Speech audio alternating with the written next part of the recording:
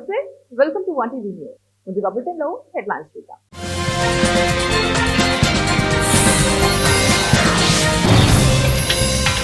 ఏపీకి భారీ వర్షాల హెచ్చరిక, వాతావరణ శాఖ వెల్లడి.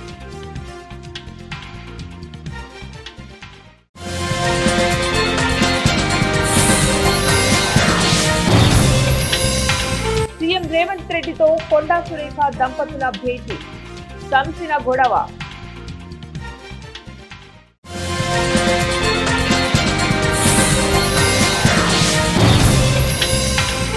ఐఎన్ఎస్ విక్రాంత్ లో మోదీ దీపావళి వేడుకలు, పాకిస్తాన్ కు కౌంటర్. దేశవ్యాప్తంగా దీపావళి సందడి కొనసాగుతుంది. ఈ సందర్భంగా ప్రధానమంత్రి నరేంద్ర మోదీ దేశ ప్రజలకు దీపావళి పండుగ శుభాకాంక్షలు తెలిపారు.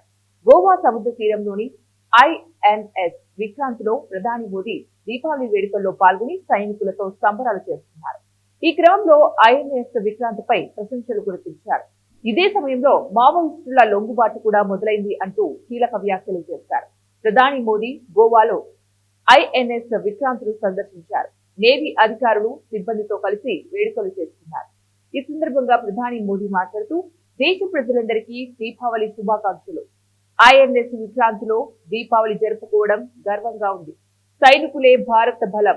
ఒకవైపు అనంతమైన ఆకాశం ఉంటే మరోవైపు అనంత శక్తులు కలిగిన ఐఎన్ఎస్ విక్రాంత్ ఉందన్నారు. సీఎం రేవంత్ రెడ్డితో కొండా సురేఖ దంపతులు భేటీ అయ్యారు. సమావేశంలో డిప్యూటీ సీఎం బట్టి విక్రమార్క, పిసిసి చీఫ్ మహేష్ గౌడ్ పాల్గొన్నారు. ఇటీవల సురేఖ కూతురు సుస్మిత చేసిన వ్యాఖ్యలు కలకలంగా రేపిన సంగతి తెలిసిందే. ముఖ్యమంత్రి రేవంత్ రెడ్డి సలహాదారు వేం నరేందర్ రెడ్డి తదితరులు తన తల్లిదండ్రులపై కుట్ర చేస్తున్నారంటూ సుస్మిత ఘాటైన విమర్శలు చేశారు. కొండా సురేఖ మురళికి ఏం జరిగినా పరిణామాలు తీవ్రంగా ఉంటాయని కూడా ఆమె హెచ్చరించారు. దీంతో ఇటు కాంగ్రెస్ పార్టీలో అటు అధికార వర్గాల్లో ఆమె వ్యాఖ్యలు దుమారం రేపాయి. బంగాళాఖాతంలో ఉపరితల ఆవర్తనం కొనసాగుతుంది. నేడు మరో అల్పపీడనం ఏర్పడే అవకాశం ఉందని వాతావరణ శాఖ వెల్లడించింది. 48 గంటల్లో అల్పపీడనం వాయుగుండంగా మారనుంది. దక్షిణ కోస్తా రాయలసీమలో పలు చోట్ల భారీ వర్షాలు కురిసే అవకాశం ఉందని వాతావరణ శాఖ పేర్కొంది. తూర్పు గోదావరి, డాక్టర్ బిఆర్ అంబేద్కర్ కోనసీమ, కృష్ణా, గుంటూరు జిల్లాలతో పాటు రాయలసీమలోని కొన్ని ప్రాంతాల్లో ఉరుములు మెరుపులతో కూడిన తేలికపాటి నుంచి మోస్తారు వర్షాలు కురుస్తున్నాయి. వాయుగుండం ప్రభావం పెరిగే కొద్దీ వర్షాల తీవ్రత కూడా పెరగవచ్చని తెలిపారు. ఇవాళ పశ్చిమ గోదావరి, ఏలూరు, కృష్ణా, ప్రకాశం, శ్రీ పొట్టి శ్రీరాములు, నెల్లూరు, చిత్తూరు, తిరుపతి జిల్లాలో మోస్తారు నుంచి భారీ వర్షాలు కురిసే అవకాశం ఉందన్నారు. శ్రీశైలం ఘాట్ రోడ్ లో కారు, బస్సు ఢీకొన్నాయి. దోర్నాల వైపుకు వెళ్తున్న విజయవాడ డిపోకు చెందిన ఆర్టీసీ బస్సు, బెంగళూరు నుంచి మల్లన్న దర్శనానికి వస్తున్న కారు శిఖరేశ్వరం మొదటి టర్నింగ్ వద్ద ఎదురెదురుగా ఢీకొన్నాయి. ఈ ఘటనలో కారులో ప్రభావతి, రవికుమార్, బ్లెస్లీ, తేజస్విని అనే నలుగురికి తీవ్ర గాయాలయ్యాయి.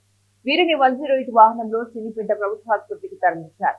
వీరికి వైద్య చికిత్స చేసి మెరుగైన వైద్యం కోసం జిల్లా వైద్యశాలకు తరలించారు.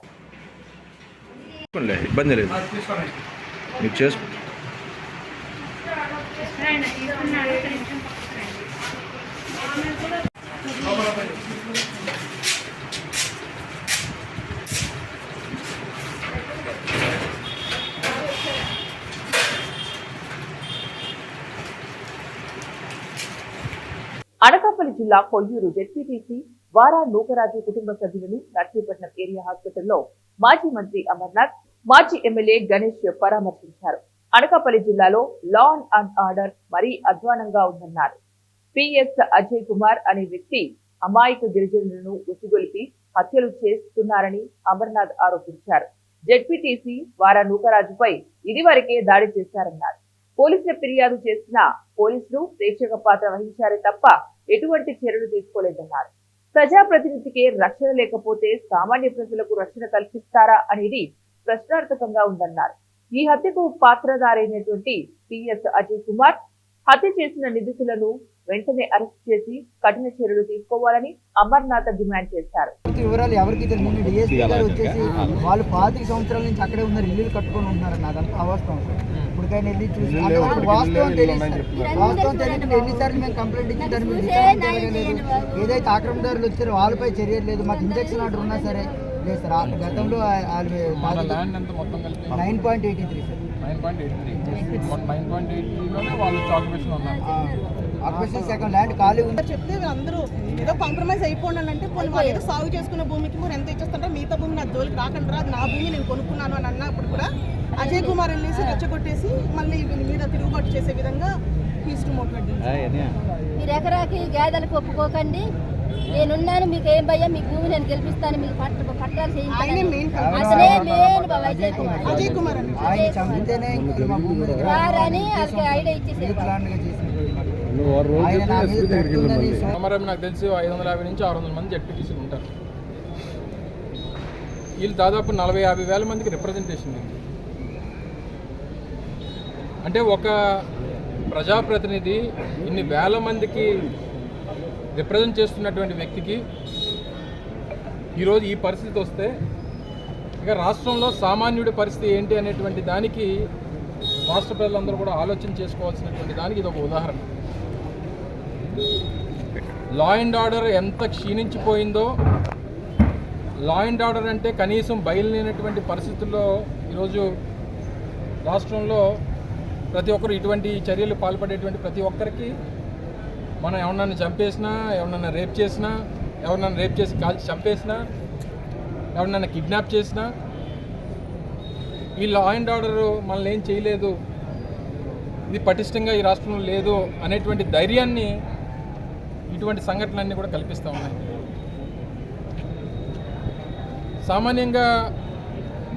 సామాన్యులు గత 15 మాసాలుగా ఈ రాష్ట్రంలో కూటమి ప్రభుత్వం అధికారంలోకి వచ్చిన తర్వాత మన జిల్లాలోనే అనేక ఇన్సిడెంట్స్ చూసాం. 9వ తరగతి విద్యార్థిని రాంబిలి మండలంలో ఆ అమ్మాయిని అత్యంత కిరాతకంగా అత్యాచారం చేసినటువంటి పరిస్థితులు చూసాం. స్వయంగా ఈ శాఖకి ప్రాతినిధ్యం వహిస్తున్నటువంటి మంత్రి గారి ఇలాకాలో అనేక ఇన్సిడెంట్స్ చూసాం. ఉమ్మడి విశాఖపట్నం జిల్లాలో అనేక ఇన్సిడెంట్స్, రాష్ట్ర వ్యాప్తంగా నడి రోడ్డు మీద నరికి చంపినటువంటి ఇన్సిడెంట్స్, ఎన్ని మర్డర్లు అయ్యాయో, ఎన్ని అత్యాచారాలు అయ్యాయో, ఎన్ని కిడ్నాప్లు అయ్యాయో, ఎన్ని రకాలుగా లా అండ్ ఆర్డర్ని కనీసం పట్టించుకోలేనటువంటి పరిస్థితుల్లో ఈ రాష్ట్రంలో ఉన్నాయనేటువంటిది గడిచినటువంటి సంవత్సరాల కాలంగా చూస్తూ ఉన్నాం. ఈరోజు ఆ కుటుంబ సభ్యులందరూ కూడా రోధిస్తూ ఉన్నారు. భార్య, పిల్లలు, మనవలు అందరూ కూడా. సీనియర్ నాయకుడు, రెండోసారి జడ్పీటీసీ, మూడోసారి జడ్పీటీసీ, గతంలో వైస్ చైర్మన్గా చేసినటువంటి అనుభవం, సీనియర్ నాయకుడిగా గౌరవం ఉంది. అలాగే అనేక గిరిజన సమస్యల మీద ఎప్పటికప్పుడు అటు జిల్లా పరిషత్తులో కానీ లేదా అనేక రివ్యూ మీటింగ్స్లో కానీ ఆయన గలమెత్తినటువంటి సందర్భాలు చూసాం. నేను మంత్రిగా ఉన్నప్పుడు, నేను అక్కడ ఇన్ఛార్జ్ మినిస్టర్గా ఉన్నప్పుడు కూడా ఆయన ప్రజా సమస్యల పట్ల ఆయనకు ఉన్నటువంటి అవగాహన కానీ, ప్రజా సమస్యల పట్ల అక్కడ ఉన్నటువంటి సమస్యల పరిష్కారం కోసం చూపించినటువంటి చొరవ కానీ డెఫినెట్గా అభినందనీయం. అటువంటి వ్యక్తిగా ఈ పరిస్థితి వస్తే మరి రేపు ప్రభుత్వం ఏ రకమైనటువంటి భరోసాని ప్రాంత ప్రజలు, ముఖ్యంగా గిరిజన ప్రాంత ప్రజలకి, గిరిజనుల పట్ల వారికి ఉన్నటువంటి ఆలోచన ఏంటో అనేటువంటిది దీంతో కల్పిస్తుంది. గతంలో ఒక ఇన్సిడెంట్ జరిగింది. అనేక మార్లు నేనే స్వయంగా స్థానిక ఆర్డీఓలతోని, స్థానిక కలెక్టర్తోని, ఎస్పీ గారితోని అనేక సందర్భాలు నేను స్వయంగా మాట్లాడాను. సరే, మిగిలినటువంటి నాయకులందరూ కూడా పాపం వారి చొరవ చూపించారు, వారి ప్రయత్నం వారు చేశారు. వారు కొనుక్కున్నటువంటి భూమి, సరే భూమిలో ఏదైనా ఇష్యూస్ ఉన్నప్పుడు దాన్ని సార్ట్అవుట్ చేయాల్సినటువంటి బాధ్యత ఉంది ప్రభుత్వానికి, రెవెన్యూ డిపార్ట్మెంట్. సార్ట్అవుట్ చేస్తుంటే అసలు ఆయన ప్రాణాల మీదకి వచ్చేది కాదు కదా. సరే, భూమి ఆయిందా లేకపోతే ఇంకొకరిదా ఎవరిదైనా పక్కన పెట్టండి, కానీ ఏంటి, ఎవరిది, ఎలాగా, హద్దులు ఏంటి అనేటువంటిది ప్రభుత్వం చొరవ తీసుకొని చేసి ఉంటే అసలు ఆయన ప్రాణం మీదకి వచ్చేది కాదు కదా. ఈరోజు ఈ స్థాయికి, ఇంత పెద్ద స్థాయికి ఇష్యూ రావడానికి కారణం కేవలం ప్రభుత్వం తాలూకా నిర్లక్ష్యం, లా అండ్ ఆర్డర్ మీద ప్రజలకి కనీసం భయం లేకపోవడం, వీటన్నిటి కూడా ఇవి కారణాలుగా కనబడతా ఉన్నాయి. సో ఇప్పుడే వారు కుటుంబ సభ్యులు కూడా అడిగారు, నేను కూడా కలెక్టర్ గారితో వాళ్ళతో చర్చించడం జరిగింది. వారు వచ్చి దీనికి తక్షణంగా మేము మా అధికారులను పంపిస్తాం, పరిష్కారాన్ని చూపించేటువంటి కార్యక్రమం చేస్తామని చెప్పి వారు కూడా చెప్పడం జరిగింది. సో ఏదేమైనప్పటికీ ఇందులో మేజర్గా కనిపించే ఇష్యూస్ అన్నీ పక్కన పెడితే ఈ రాష్ట్రంలో లా అండ్ ఆర్డర్ దాన్ని ప్రాతినిధ్యం వహించేటువంటి వ్యక్తులు పైన మొన్న కందుకూరులో ఒక ఇన్సిడెంట్ చూసాం. డైరెక్ట్ కారుతో వెళ్ళి మనుషుని గుర్తించి చంపేశారు. చచ్చిపోతే మళ్ళీ తిరిగి వెనక్కి వచ్చి మళ్ళీ కారుతో మట్టించి చంపించేశారు. 20 రోజులు అయితే తప్ప మళ్ళీ గవర్నమెంట్ దాన్ని పట్టించుకునేటువంటి పరిస్థితి లేదు. అంటే ఇష్యూ ఎక్కడన్నా ఫ్లేరప్ అయ్యి ప్రజలు రోడ్ల మీదకి వచ్చి ఇబ్బంది పెడితే తప్ప ఇది ఇష్యూగా మేము గుర్తించం అనేటువంటి పరిస్థితిలో ప్రభుత్వం తప్ప అసలు గుర్తించకపోతే ఏమైపోయినా పర్వాలేదు అనేటువంటి విధంగా ప్రభుత్వం తాలూకు వ్యవహార శైలి ఉంది. సో ఇందులో ఇష్యూస్లో ఎవరైతే ఒక 6గురిని ఎంతమంది కస్టడీలో తీసుకున్నారని చెప్పి పోలీసులు చెప్తా ఉన్నారు. దీనికి కారకులైనటువంటి అజయ్ కుమార్ అని చెప్పి హైదరాబాద్ నేరేడ్మెట్ లో పంజాబ్ శ్రీకాంత్ యాదవ్ ఆధ్వర్యంలో నేరేడ్మెట్ ఓల్డ్ విలేజీ బోడ్రాయి సమీపంలోని ఘనంగా సదర్ ఉత్సవాలు నిర్వహించారు. పంజాబ్ శ్రీకాంత్ యాదవ్ మాట్లాడుతూ గత 17 సంవత్సరాలుగా సదర్ ఉత్సవాన్ని జరుపుకుంటున్నందుకు చాలా సంతోషకరంగా ఉందన్నారు. ఈ స్థాయికి రావడం గర్వంగా ఉందన్నారు. జరుగుతుంది. ఈ ఓల్డ్ నేరేడ్మెట్ సదర్ 22వ తారీఖు అందరు రావాల్సిందిగా మేము కోరుకుంటున్నాము. ఈ ఒక దినపోతులు చూసే 2 మహారాష్ట్రకి తెచ్చినాము, 2 హర్యానాకి తెచ్చినాము, 1 సోలాపూర్ మొన్న 2 నెలల కింద ఈ పోటీ సదర్ కోసం స్పెషల్గా తెచ్చడం జరిగింది. మేము ఈసారి సదర్ 22వ తారీఖు రోజు లేదన్నా 15-16 పోతుల నుంచి మేము ఓల్డ్ నేరేడ్మెట్ నుండి వినాయక్ నగర్ చౌరస్తాలో జరిగే సదర్కి రావడం జరుగుతుంది. నేరేడ్మెట్లో చాలా భారీ ఎత్తున తీస్తున్నాము. 2-3 రకాల బ్యాండ్, డీజే, డాన్సర్లతో కలిపి చాలా భారీ ఎత్తున వస్తుంది. ఓల్డ్ నేరేడ్మెట్ నుంచి ఇక్కడ వచ్చి జెడ్పీహెచ్ఎస్ స్కూల్ దగ్గర వేసే కమాండ్ దగ్గరికి మేము రంగరంగ వైభవంగా రావడం జరుగుతుంది. కుటుంబ సంఘంగా దోస్తులతో అందరితో పాడుతూ సదర్ స్టేజ్. శాంతి భద్రతల పరిరక్షణ, ప్రజల రక్షణలో పోలీసుల సేవలు వెలకట్టలేనివని మంత్రి డాక్టర్ డోలా శ్రీ బాలా వీరాంజనేయ స్వామి అన్నారు. ప్రకాశం జిల్లా ఒంగోలు పోలీస్ పెరేడ్ గ్రౌండ్ లో పోలీసుల అమరవీరుల దినోత్సవంలో మంత్రి డాక్టర్ స్వామి పాల్గొన్నారు. అమరవీరుల స్థూపం వద్ద పుష్పగుచ్చం ఉంచి నివాళులర్పించారు. త్యాగం, స్ఫూర్తి, ధైర్య సాహసాలు భావితరాలకు తెలియజేయాలన్నారు. పౌరుల రక్షణ, దేశ సంరక్షణలో అనునిత్యం ఎన్నో ఇబ్బందులు ఒడిదుడుకులు ఎదుర్కొంటున్నప్పటికి కూడాను మన కోసం పోరాడుతున్నటువంటి సైనికులు, అదేవిధంగా పోలీసులు, వారి కోసం ఈరోజు నేషనల్లో పోలీస్ డే సెలబ్రేట్ చేసుకుంటూ అమరవీరులకు ఈరోజున నివాళులు అర్పిస్తూ ఉన్నాం. ఈ రీసెంట్గా జరిగిన సంఘటనలు, పహల్గాం దాడిలో కావచ్చు, అంతకుముందు జరిగినటువంటి ఎన్నో యుద్ధాల్లో కావచ్చు, మన సైన్యంలో చాలామంది అసువులు బాశారు. ఈ మధ్య మన జిల్లాలో గత సంవత్సర కాలం 13 మంది పోలీస్ శాఖలో మన వాళ్ళు విధి నిర్వహణలో అసువులు బాశారు. వారందరికీ నివాళులు అర్పిస్తూ వారిని ఆత్మస్థైర్యాన్ని, ఆ కుటుంబ సభ్యులకి మనోధైర్యాన్ని కలిగిస్తూ భవిష్యత్తులో ఈ పోలీస్ అండ్ మిలిటరీ సర్వీస్కి వచ్చేటువంటి వాటిని కూడా ఒక స్ఫూర్తిని కలిగిస్తూ ఈరోజు అమరవీర దినోత్సవం జరుపుకోవడం జరిగింది. మన జిల్లాలో అయితే పూర్తి వర్షంలో కూడా వారి త్యాగాల ముందు వర్షంలో తడవడం అనేది చాలా చిన్నదే అనుకుంటూ కలెక్టర్ గారు, ఎస్పీ గారు, అదేవిధంగా మా ఎమ్మెల్యేలు అందరం కూడా వర్షంలోనే అమరవీరులకి నివాళులు అర్పించాం. పోలీస్ అమరవీరుల సంస్మరణ దినోత్సవం సందర్భంగా ఆంధ్రప్రదేశ్ ముఖ్యమంత్రి నారా చంద్రబాబు నాయుడు మంగళగిరిలో జరిగిన కార్యక్రమంలో పాల్గొన్నారు. ఏపీ ఎస్పీ బెటాలియన్ గ్రౌండ్ లో జరిగిన ఈ కార్యక్రమానికి ముఖ్యమంత్రి ముఖ్య అతిథిగా హాజరయ్యారు. ఈ కార్యక్రమం ప్రారంభంలో భద్రతా దళాల గౌరవ వందనం స్వీకరించిన ముఖ్యమంత్రి అనంతరం పోలీస్ అమరవీరుల స్మారక స్థూపానికి పుష్పగుచ్చం ఉంచి నివాళులర్పించారు. పోలీసుల సేవలను ప్రశంసించారు. ప్రజారక్షణ కోసం ప్రాణాలను పరంగా పెడుతున్నది పోలీసులేనని ముఖ్యమంత్రి పేర్కొన్నారు. పోలీస్ అమరవీరుల వారోత్సవాలలో పాల్గొన్న ముఖ్యమంత్రి చంద్రబాబు కీలక వ్యాఖ్యలు చేశారు. శాంతి భద్రతలతోనే అభివృద్ధి, సంక్షేమం ముడిపడి ఉంటాయి. రాష్ట్రంలో అలజడులు ఉంటే పెట్టుబడులు రావు. క్రైమ్ రేటును అణిచివేయడంలో నేను ఎప్పుడూ రాజీ పడను అని ముఖ్యమంత్రి చంద్రబాబు నాయుడు స్పష్టం చేశారు. ఆంధ్రప్రదేశ్ పోలీసులు దేశవ్యాప్తంగా ఒక బ్రాండ్ గా నిలిచారని తెలిపారు. రౌడీయిజం, నక్సలిజం, ఫ్యాక్షనిజం వంటి వాటిపై ఉక్కుపాదం మోపి పోలీసుల ప్రతిష్టను పెంచారని గుర్తు చేశారు. పోలీసులు కఠినంగా ఉన్నా వారిలో మానవత్వం ఎక్కువ అని అభినందించారు. నేరాల తీరు మారుతోందని, సైబర్ క్రైమ్, వైట్ కాలర్ నేరాలు పెరుగుతున్నాయని, ప్రతి 55 కిలోమీటర్లకు ఒక సీసీ కెమెరా ఏర్పాటు చేస్తున్నామని వెల్లడించారు. డ్రగ్స్, గంజాయి, ఎర్రచందనం మాఫియాలను కూడా గుర్తించి అణిచివేస్తున్నామని చెప్పారు. విజిబుల్, ఇన్విజిబుల్ పోలీసింగ్ అవసరం ఉందని సూచించిన ముఖ్యమంత్రి పోలీసులు కూడా కొత్త వెర్షన్ గా మారాలి. నేరస్తులు ఇంటెలిజెంట్ క్రైమ్ చేస్తున్నారు. వారికంటే ముందుంటేనే వారిని అరికట్టగలమని అన్నారు. గూగుల్ వైజాగ్ పెట్టుబడులు రావడానికి కారణం రాష్ట్రంలో ఉన్న లా అండ్ ఆర్డర్ స్థిరత్వమేనని పేర్కొన్నారు. భవిష్యత్తు ఏఐ టెక్నాలజీది.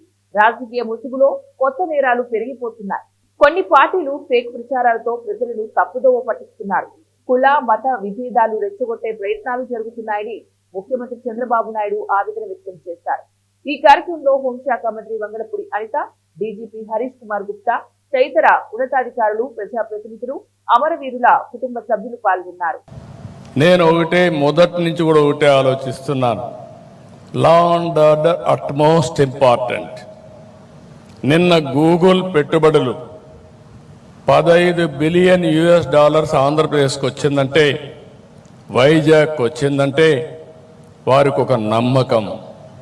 ఈ రాష్ట్రంలో లా అండ్ ఆర్డర్ ఉంటుంది, ఈ రాష్ట్రంలో అభివృద్ధి జరుగుతుంది, వారు పెట్టే పెట్టుబడులకు సేఫ్టీ ఉంటుందనే ఉద్దేశంతో అతిపెద్ద పెట్టుబడి ఆర్థిక సంస్కరణలు వచ్చిన తర్వాత మొట్టమొదటిసారిగా $15 billion data centre, artificial intelligence ఖర్చు పెట్టే పరిస్థితికి వస్తున్నారు.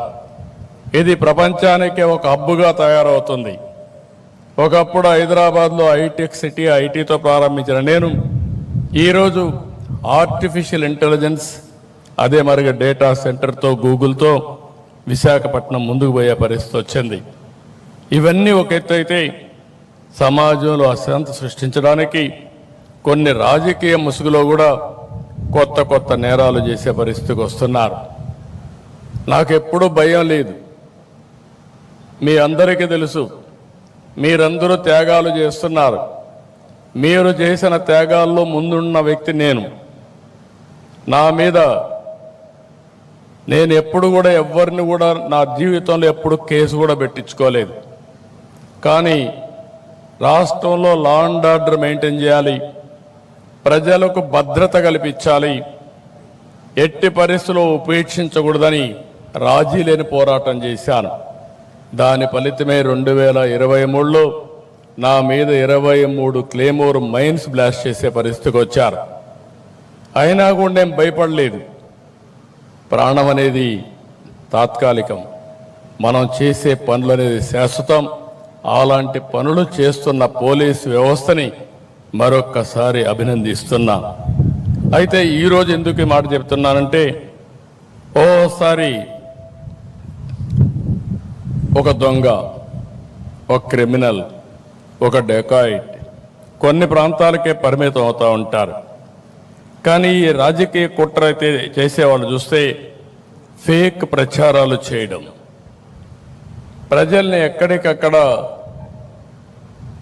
ఒక చెడు వాతావరణాన్ని క్రియేట్ చేయడానికి వాళ్ళని ప్రోత్సహించడం, సమాజంలో కులాల మధ్య, మతాల మధ్య చిచ్చు పెట్టే కుట్రలు చేయడం, రాష్ట్రంలో శాంతి భద్రత విఘాతం కలిగించేలా కొన్ని ప్రయత్నాలని, కుట్రల్ని ఒక్కసారి మీ అందరికీ గుర్తు చేస్తున్నా. ఎందుకంటే పోలీసులు చాలా జాగ్రత్తగా ఉండాలి. నేను చూశాను పాస్టర్ ప్రవీణ్ మరణం, ఒక సిస్టమేటిక్గా చేసే పరిస్థితికి వచ్చారు. దాని మీద 2 కుల మతాల మధ్య చిచ్చు పెట్టే ప్రయత్నం చేశారు. దానికి రాజకీయంగా సహకరించే పరిస్థితి. బ్రిటన్ ముగించే ముందు మరోసారి హెడ్లైన్.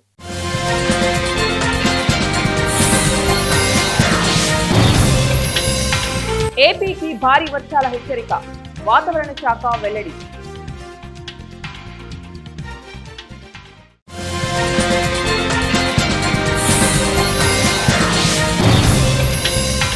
సీఎం రేవంత్ రెడ్డితో కొండా సురేఖ దంపతుల భేటీ, సంసిన గొడవ.